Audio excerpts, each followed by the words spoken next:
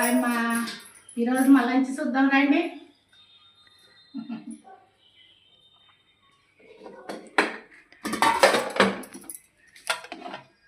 Rice,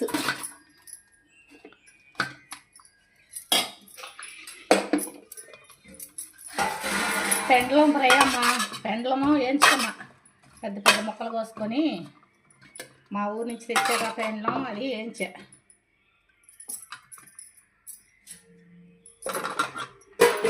బీరకాయ, టమాటా, కొత్తిమీర, రోటి పచ్చడి.